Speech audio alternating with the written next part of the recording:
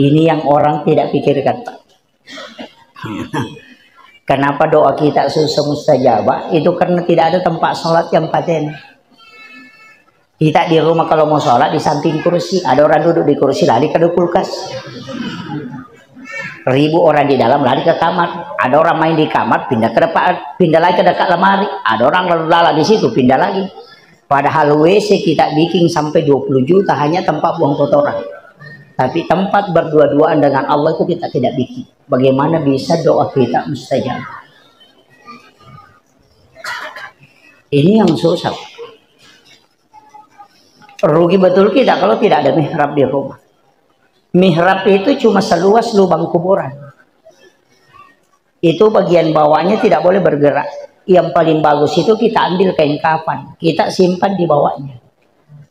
Nanti kalau meninggal, minta supaya itu menjadi pembungkus kita. Dan itu tidak akan hancur ketika itu yang dipakai. Itu berkah betul itu.